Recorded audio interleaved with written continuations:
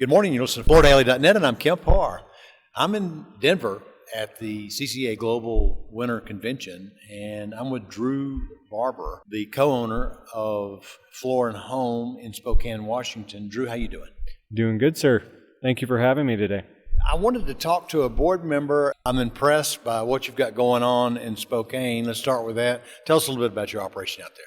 Yeah, so I'm one of the co-owners. There's 3 partners in our operation. Today we operate 4 carpet ones, 1 floor trader, and then we have a counter fabrication company as well. So it rounds out our operation and needs. So you call it Floor and Home, and that may be very insightful as we might see down the road, right? Yeah, we go by Floor and Home. So the official name is Floor and Home by Carpet One. We made that transition a few years ago as we started to offer more products such as counters, cabinets, and blinds. It was more than just flooring. How's business in Spokane?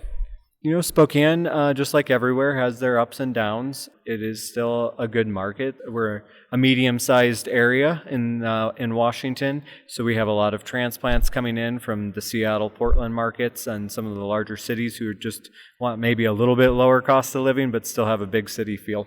So are you up in 25 versus 24? I would say we're flat. We're just out there working and trying to gain whatever market share we can. How'd you get in the flooring business? My dad actually was a sales rep in the flooring business, so I grew up watching him work for companies like Armstrong and IBC and Amtico, so I saw that in my whole life. And then I started working as a rep for IBC in 2006 and went through that for a few years and came through the Mohawk acquisition, and then was able to move into some product development with Mohawk, and then jumped into the retail side back in 2019. 2006 was 20 years ago. The reason I know that is that's the year I bought Floor Focus magazine. Okay. It's been 20 years. It went by like really fast. So what's the biggest challenge facing retailers today, you think? I would say on the retail side of the business, it would be probably the internet and complexity.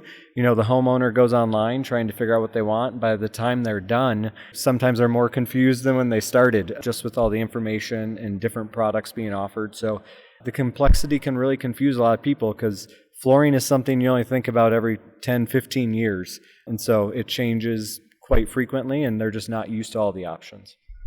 This complexity thing has come out in several research surveys that we've seen. One here, just this week, we are finding out that the reason that a lot of people want to buy flooring and don't buy flooring, the number one reason is complexity.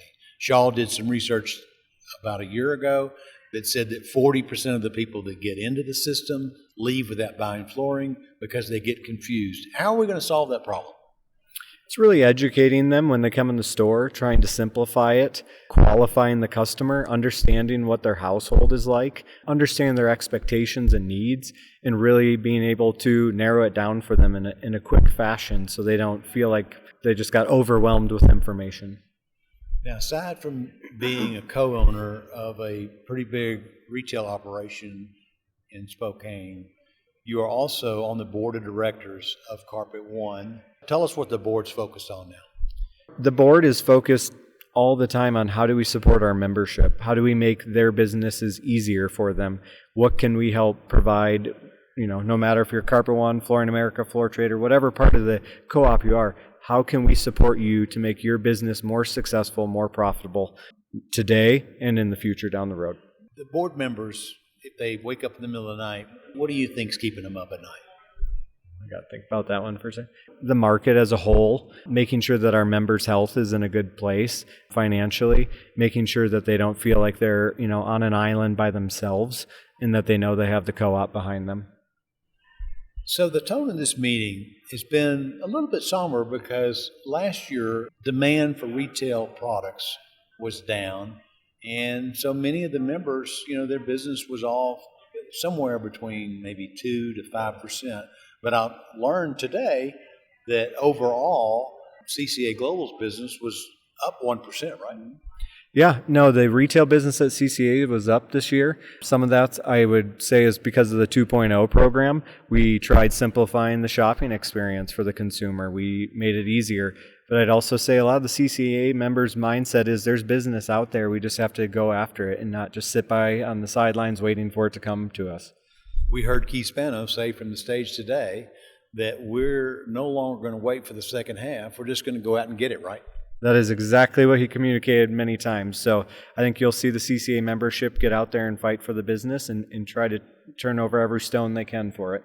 You know, CCA was formed when the home centers started coming out in the marketplace as a way for independent retailers to beat the home centers.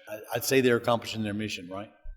Yeah, I mean, the independent retailers are definitely beating the home centers. Home centers are transactional. They want something you can put through a scanner on your own, scan a box, and move on with your day. So it doesn't help with the complexities, the install piece, and all the add-ons that a consumer needs. And so that's where we can step in and try to help Mrs. Jones from A to Z and get her home back to where she needs it to be or wants it to be.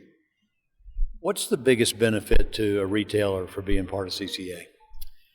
I think the biggest benefit from being part of CCA is everything they offer, from marketing opportunities and campaigns, sampling needs, support on the backside if you're needing help on the financials or operations, the online university for training. The goal is that it allows a CCA member to run their business and not get in the weeds. CCA will help you deal with everything that's on the outside that bogs you down as an owner. Your chief product officer was awarded the WFCA Hall of Fame Award. It's probably the most prestigious award in our business. That's quite an honor, isn't it? It's a huge honor, and I would tell you it's something Charlie Dilks deserves by all means. He's one of the hardest working people in CCA. Everyone in the industry respects him, and he's done an amazing job in his career. Okay, Drew, thanks for spending time with us. Again, been talking to Drew Barber, the co-owner of Floor & Home in Spokane, Washington, and you've been listening to Kemp Harr and FloorDaily.net.